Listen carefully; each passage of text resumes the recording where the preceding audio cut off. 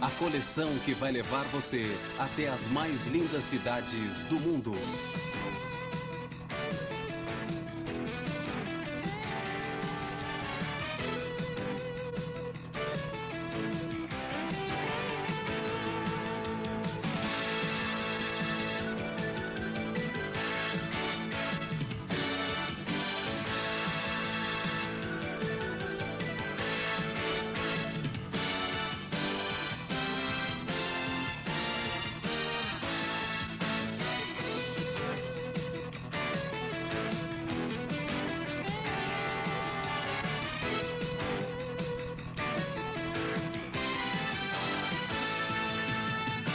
Nova York.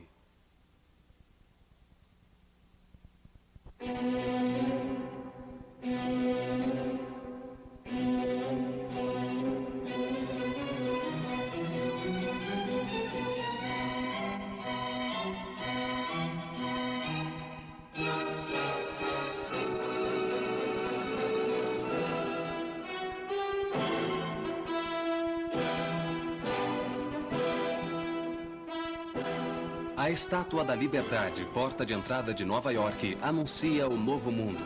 Esta estátua, doada pela França aos Estados Unidos, por ocasião do centenário de sua independência, era a primeira saudação que recebiam os imigrantes ao chegar de navios cheios de esperança e entusiasmo.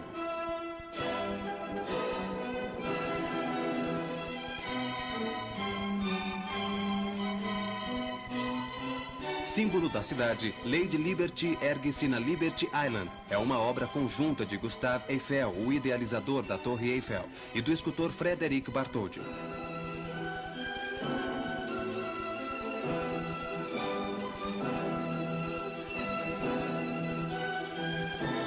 A cidade que os imigrantes avistavam de longe aparecia e ainda hoje aparece como uma imagem fantástica, concebida por super-homens.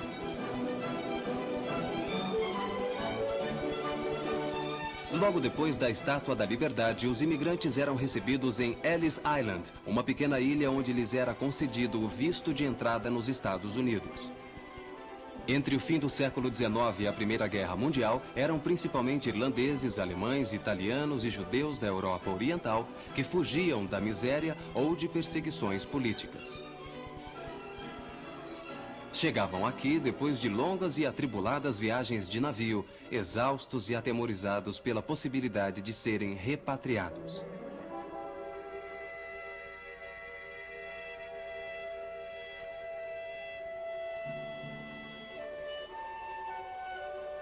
A ponte que fecha a Baía de Nova York é dedicada a Giovanni da Verrazzano, o navegador toscano que descobriu a ilha de Manhattan em 1524, quando explorava a costa americana por incumbência do rei da França.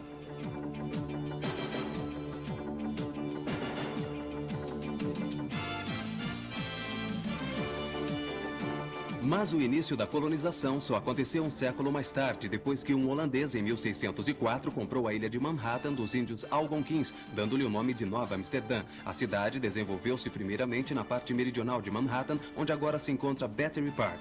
Hoje, admirando as novíssimas construções de Battery Park, a mais recente contribuição aos arranha-céus de Nova York, é difícil imaginar as condições selvagens daquela região nos idos do século XVII. Com a construção dos arranha-céus, a arquitetura americana encontrou uma de suas grandes vocações e Nova York é uma prova disso. O World Building, construído em 1913, marca o auge do velho estilo dos arranha-céus, com ornamentos inspirados no passado.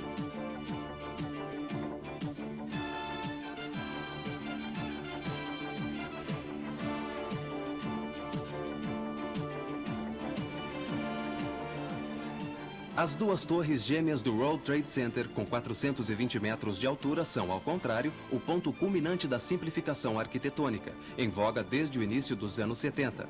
Os detalhes desses dois arranha-céus são impressionantes. Os 110 andares apoiam-se em alicerces encravados a uma profundidade de 21 metros, na base rochosa da ilha. Durante o dia, neles trabalham 50 mil pessoas e mais 80 mil neles circulam pelos mais variados motivos. E na área do aterro do World Trade Center apareceram ainda os arranha-céus do World Finance Center, que repetem a imagem dos velhos arranha-céus de acordo com a estética pós-moderna.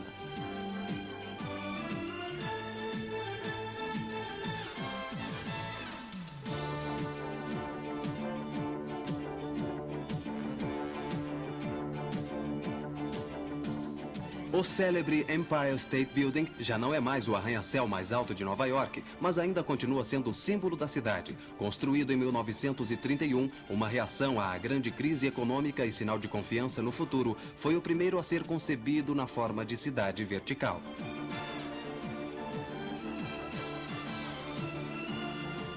O Pan Am Building, de cujo projeto participou também o grande arquiteto Gropius, divide a Park Avenue em duas partes e, por este motivo, foi duramente criticado na época porque bloqueava sua vista espetacular. Até pouco tempo, pousavam no seu teto os helicópteros provenientes dos aeroportos urbanos.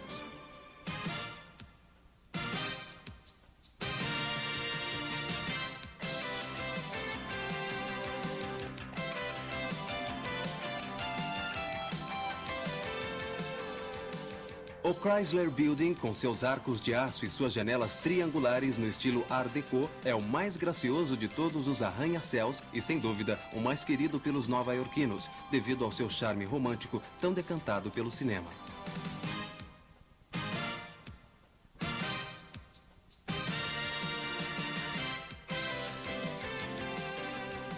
O porto, ao qual a cidade deve sua fortuna, foi deslocado em grande parte para as margens do New Jersey.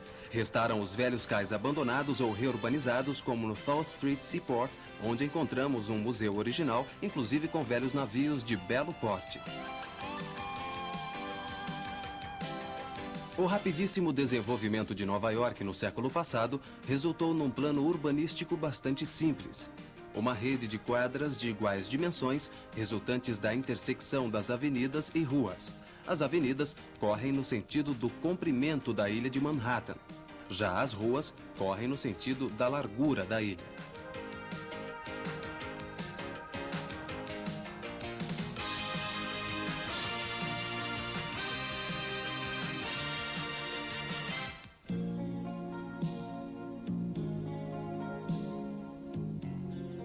A Quinta Avenida é a mais importante da cidade. Lá se realizam as grandes paradas e se localizam as lojas mais sofisticadas. Divide a cidade na parte leste e parte oeste. Percorrendo-a em toda a sua extensão, teremos também a visão social mais detalhada da cidade. É a vitrina dos livros, das joias, da moda e dos grandes magazines. É também o lugar dos exageros, desde a Trump Tower, o arranha-céu do megalômano Donald Trump, versão moderna de Tio Patinhas, até o Rockefeller Center, verdadeiro monumento a John D. Rockefeller Jr., o magnata que mais investiu no desenvolvimento de Nova York, inclusive com generosas doações pessoais. Nos anos 30, ele mandou construir o Rockefeller Center, um complexo de 21 arranha-céus destinados a escritórios. Na parte posterior do Rockefeller Center, do lado da Sexta Avenida, encontra-se o Radio City Music Hall, o maior teatro do mundo com os seus 6.200 lugares.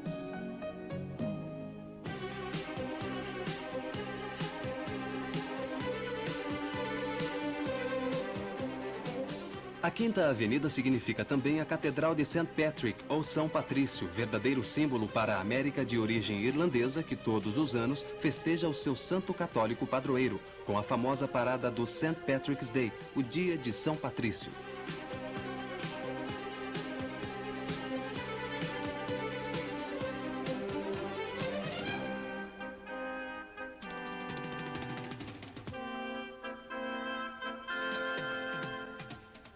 Logo depois da esquina, na Rua 53, encontra-se o Museum of Modern Art, o popular MoMA dos nova-iorquinos. Este museu é uma das salas de visita da cidade pela elegante disposição das coleções, a comodidade dos serviços, o cinema e o jardim ornamentado com obras-primas da escultura moderna.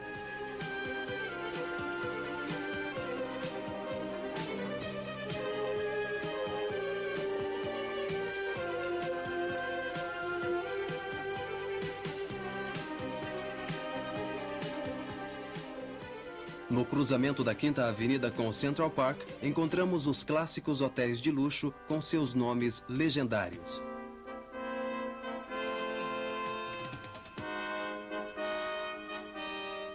Luxo e bom gosto nunca estão livres de uma ducha fria, representada por alguma espetacular parada ou manifestação de protesto.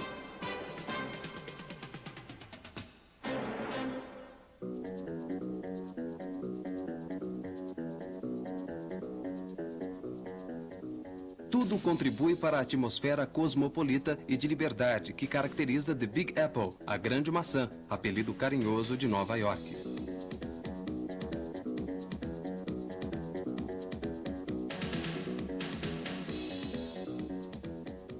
Ao longo da 5ª Avenida, da Rua 59 à Rua 110, estende-se o Central Park, num comprimento total de 4 quilômetros. Seus 340 hectares, ou seja, 5% do território da ilha, demonstram a grande visão dos urbanistas do século passado que, apesar da especulação imobiliária, conseguiram projetar esse oásis verde na cidade, já então em trepidante desenvolvimento.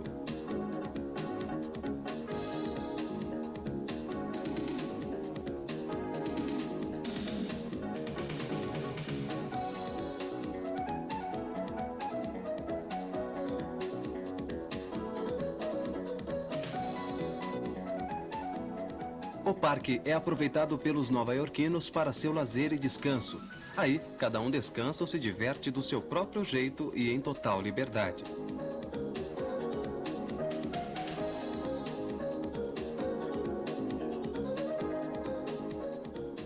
Para um breakfast ou um almoço realmente sofisticado, pode-se ir à Tavern on the Green, um luxuoso restaurante envidraçado, frequentemente usado como cenário nos filmes nova-iorquinos.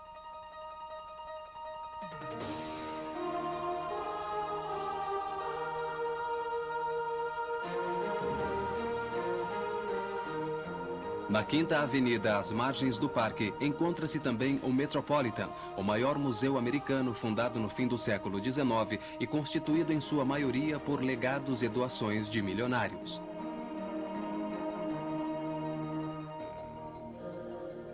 As coleções do Metropolitan abrangem todos os períodos históricos e praticamente todos os países. São particularmente interessantes as reconstruções integrais de salas provenientes de palácios europeus.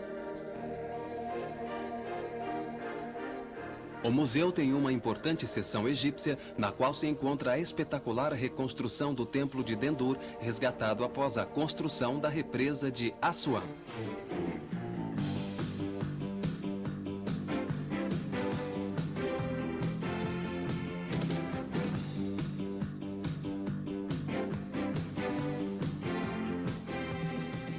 Do outro lado do parque encontra-se o novo e grande centro cultural de Nova York, o Lincoln Center.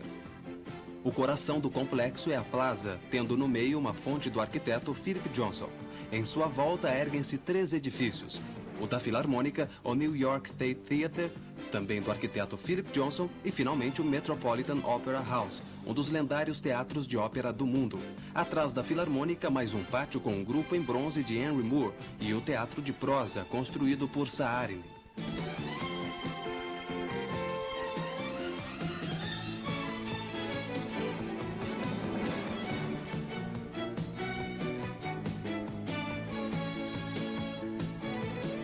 Com o passar do tempo, as avenues ou avenidas de Nova York especializaram-se em funções diferentes. A 6ª Avenida, ou Avenue of the Americas, impressiona pela série de arranha-céus de escritórios, como se estivessem enfileirados prontos para uma revista militar.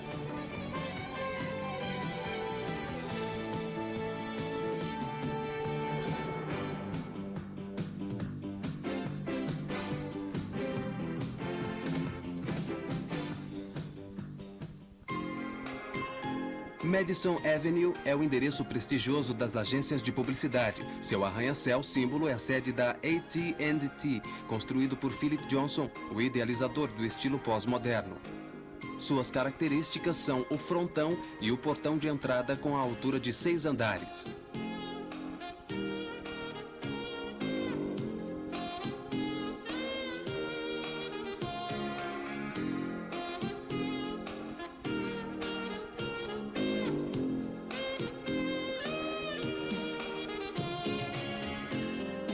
Park Avenue é a rua residencial por excelência cortada pela Grand Central Station e o arranha-céu da Panam.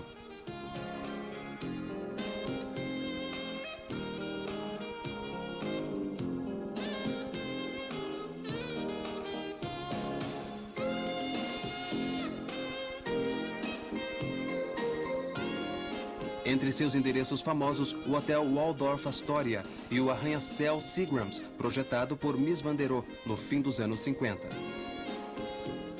Este edifício ficou famoso por ter sido o primeiro a ter a fachada inteiramente de vidro, além de situar-se diante de uma praça. Descendo em direção a Downtown, o centro histórico, encontramos o Macy's, que se vangloria de ser o maior magazine do mundo. Assim é Nova York. Há sempre alguém ou alguma coisa que bateu todos os recordes de dimensão, riqueza ou velocidade.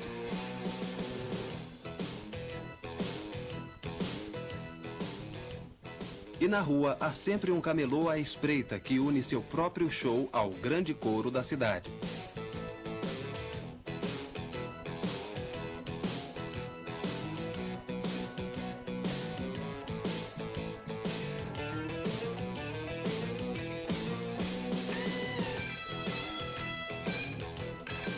Não longe dali, o Chelsea Hotel lembra os ilustres artistas que nele se hospedaram. Um dos marcos na história da arquitetura de Nova York é o Flatiron Building. O encontro da Quinta Avenida com a Broadway e a Rua 23 obrigou o arquiteto a construir um edifício triangular, com um aspecto tão estranho para a época, o ano de 1902, que recebeu o apelido de Ferro de Passar.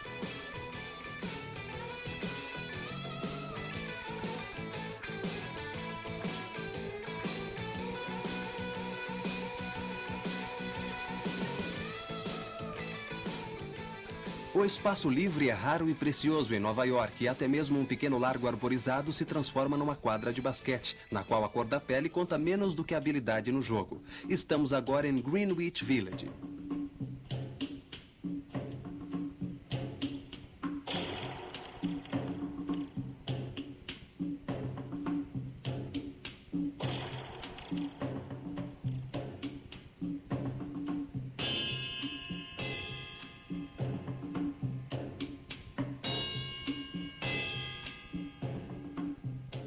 O Washington Square, início da Quinta Avenida e centro do Village, surge sob o signo da extravagância. Um busto de Garibaldi, o arco dedicado à memória de Washington, a presença dos estudantes da vizinha Universidade de Nova York, os jogadores de xadrez nas mesinhas do parque, todos são indícios de um mundo aberto e multicultural.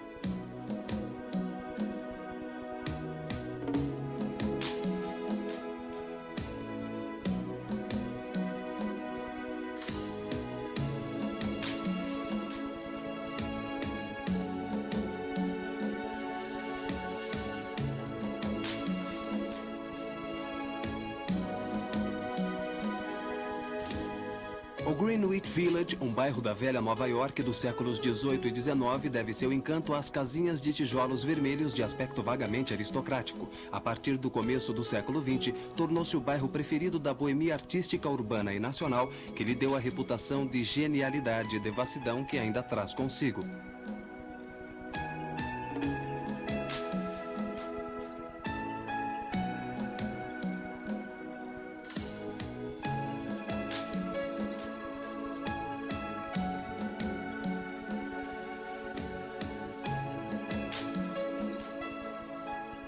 O aumento no preço dos imóveis impeliu os artistas nos últimos anos a procurar antigos laboratórios e apartamentos em velhos bairros industriais e em galpões abandonados ao sul do Village. Nasceu assim mais uma lenda de Nova York, o bairro do Soho, paraíso dos celeiros e da restauração sofisticada.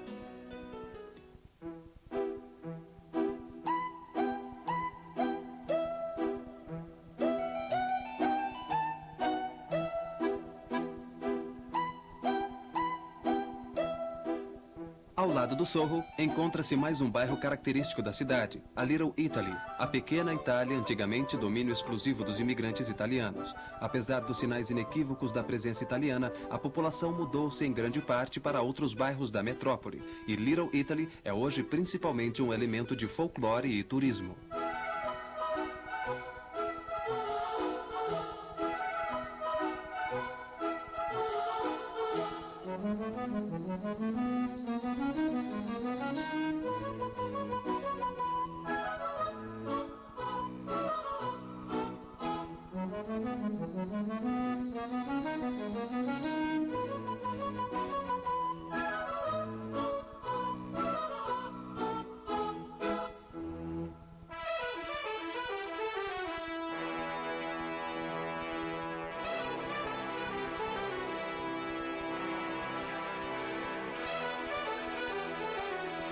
Muito mais atual devido ao recente incremento da imigração chinesa é o bairro de Chinatown, vizinho de Little Italy.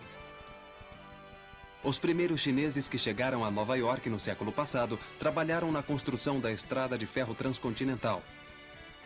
Hoje, após a abertura da política de imigração, o bairro está superpovoado.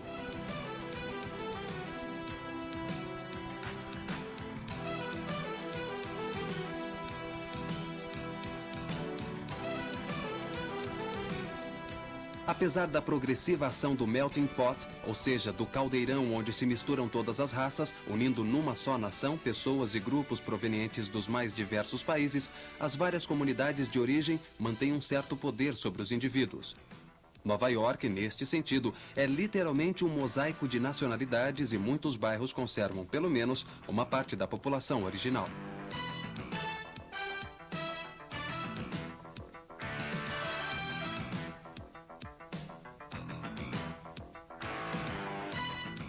Não apenas Chinatown e Little Italy, mas também o Lower East Side. Aqui moravam em casas superlotadas e em mau estado os judeus provenientes da Europa Oriental.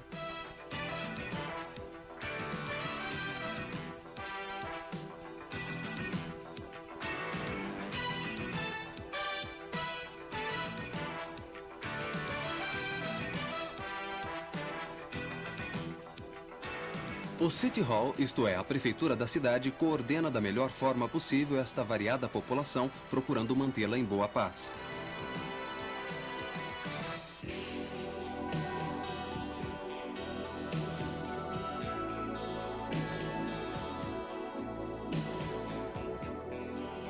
Sempre descendo para o sul, encontra-se o único quarteirão sem arranha-céus do bairro financeiro. Aqui surge o Fronson's Tavern, considerado o mais antigo edifício de Manhattan, mesmo se tratando na realidade de uma reconstrução bem cuidada. No seu interior, encontram-se um conhecido restaurante e um pequeno museu da história da cidade.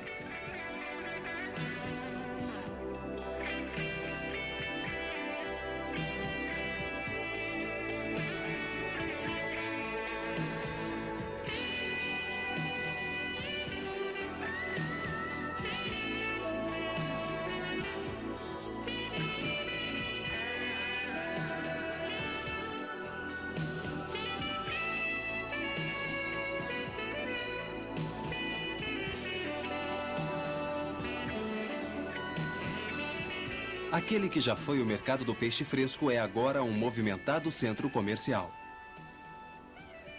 E o Cais 17, reconstruído e ampliado, não é mais o depósito das mercadorias recém-chegadas dos países do além-mar, mas um centro de lojas e restaurantes.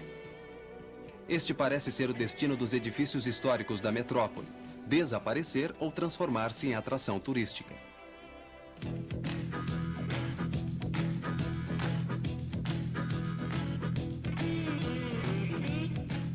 Durante o dia, as pequenas ruas ao redor de Wall Street ficam apinhadas de gente como o mais pitoresco dos bazares orientais. À noite, são completamente desertas.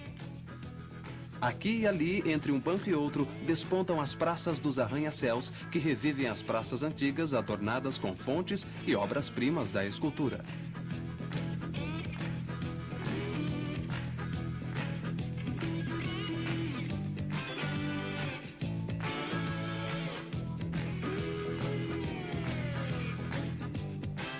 Nesta parte da cidade, onde a altura dos prédios impede a passagem dos raios solares, surge a Bolsa de Nova York, fundada em 1792 e ainda hoje a maior do mundo.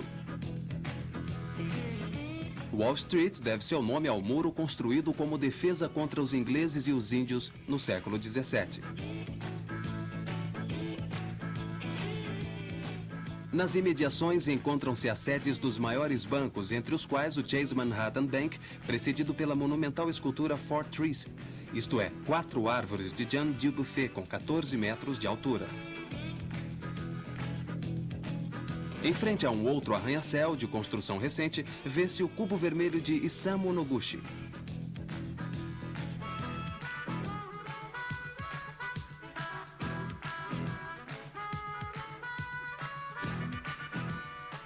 Os novos edifícios do World Finance Center encontram-se no centro do novo bairro de Battery Park City, onde foram construídas moradias para 30 mil pessoas.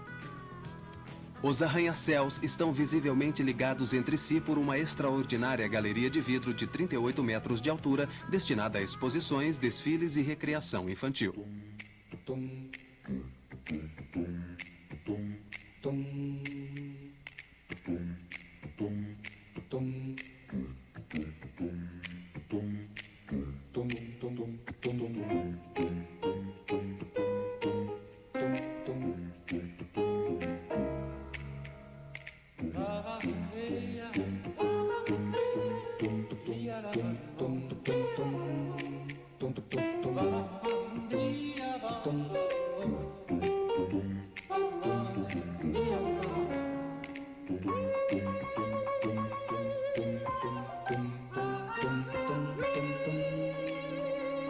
Cada bairro tem seus playgrounds característicos, dos equipamentos mais sofisticados dos bairros ricos aos escorregadores nos antigos estacionamentos municipais, até as criações dos artistas da sucata, que criam obras de arte aproveitando os refugos metálicos da metrópole e que são utilizadas também pelas crianças.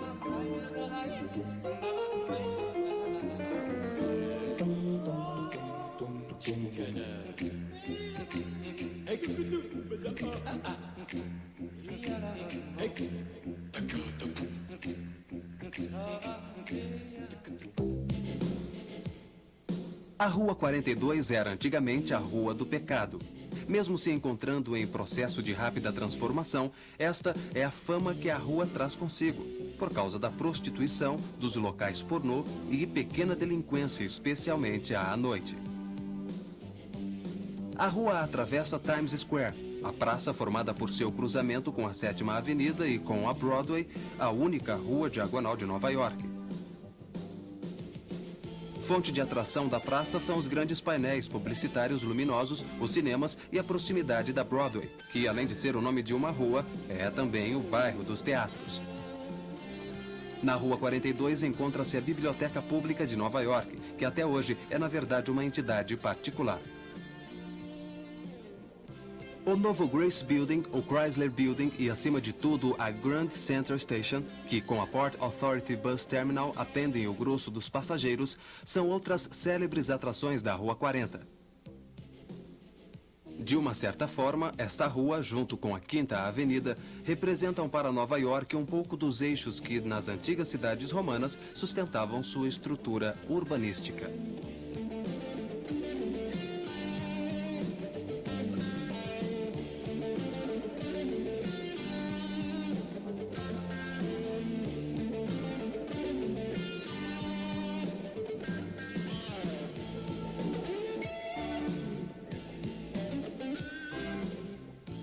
No fim da rua, num terreno doado por Rockefeller, o arranha-céu das Nações Unidas encerra o desfile dos edifícios célebres. Bem à sua frente, desponta o arranha-céu do Hotel United Nations Plaza. O quartel-general da ONU foi construído no fim dos anos 40. Os projetos são de Le Corbusier e Niemeyer.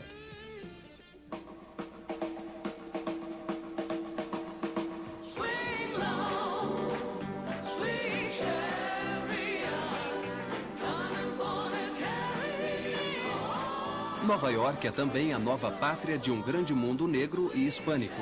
O Harlem é um mito tão grande quanto Times Square.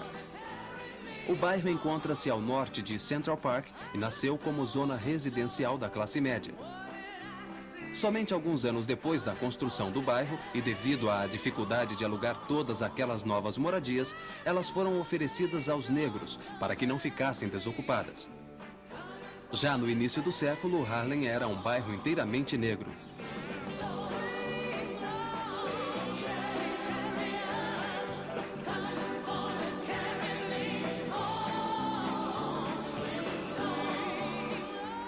Daquele antigo esplendor urbanístico restaram o desemprego e problemas raciais. A falta de investimentos reduziu Harlem a um bairro decadente.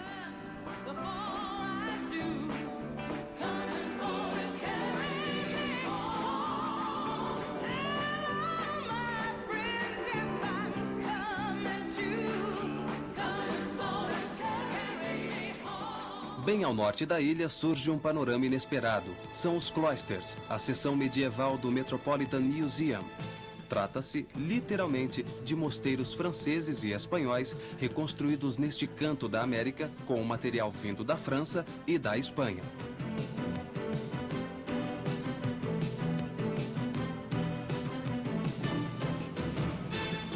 A Grande Nova York tem uma população de 7 milhões de habitantes. Porém, a cidade se estende aos estados limítrofes, alcançando os 17 milhões. Destes, apenas cerca de 1,5 milhão vivem na ilha de Manhattan. Durante o dia, os demais chegam ao centro passando pelos túneis sob o rio Hudson ou pelas pontes majestosas. A mais nova-iorquina das pontes é a Brooklyn Bridge, que liga Manhattan ao Brooklyn. Esta é a mais antiga ponte sobre o East River e foi concluída em 1873. A parte suspensa tem cerca de 1 quilômetro de comprimento.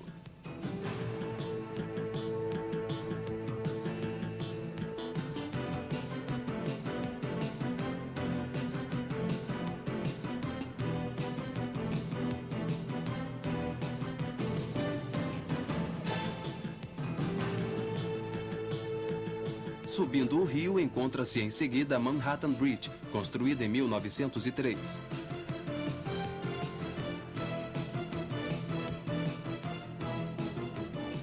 No rio Hudson, que liga a cidade ao continente, existe só uma ponte, a George Washington Bridge. É uma ponte suspensa, construída em 1931 e que tem um comprimento de quase 3 quilômetros.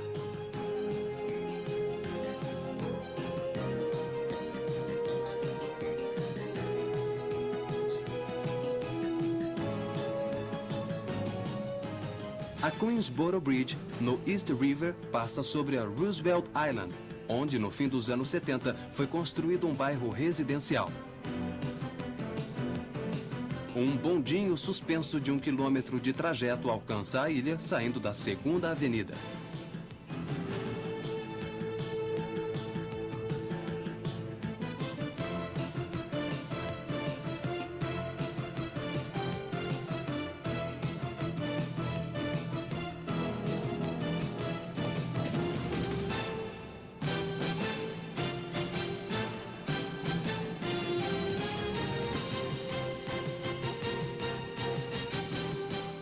A riqueza desta grande cidade é devida à favorável posição geográfica e principalmente à mentalidade aberta de sua população. Esta sempre foi multicultural, tolerante e extremamente otimista.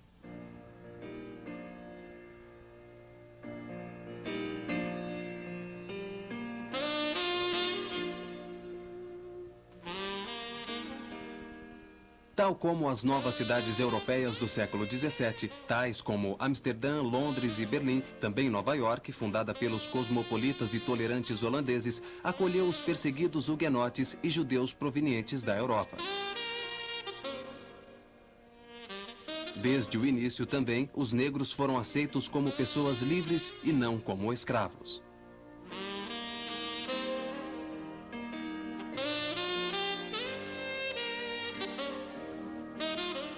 Terminal do comércio com a Europa, capital dos negócios e do crédito e logo em seguida da informação, Nova York já era em 1830 a maior cidade americana.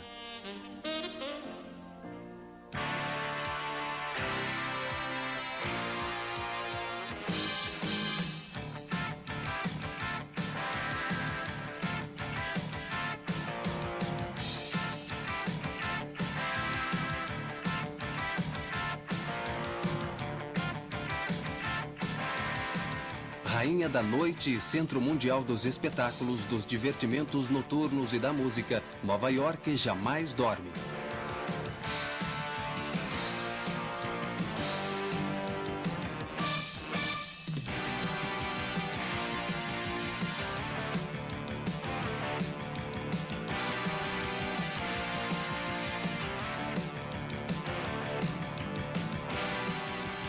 As novidades culturais e a moda são lançadas ou aceitas primeiro em Nova York e depois exportadas para o resto do planeta.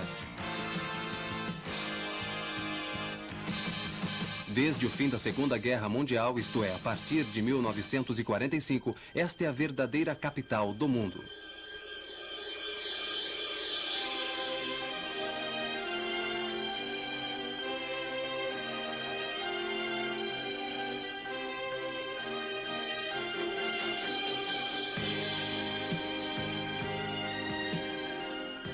Por isso ela mostra orgulhosamente seus símbolos de poder e prazer, além das sedes da nova ordem mundial.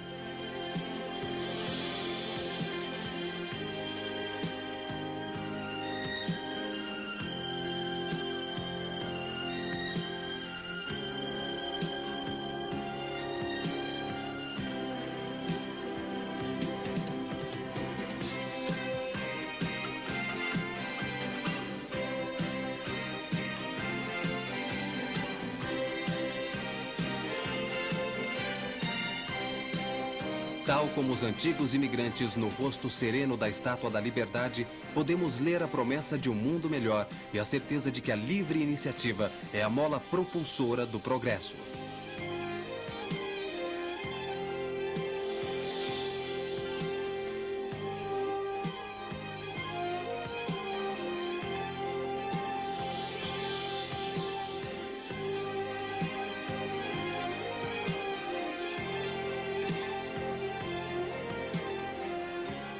Porém, seja a tocha que promete liberdade e conhecimento, seja a águia, eterno símbolo do poder, ambos são produtos de uma mesma e única civilização ocidental, que, estendendo-se pelo mundo inteiro, nos envolve a todos na sua glória e nos seus próprios destinos.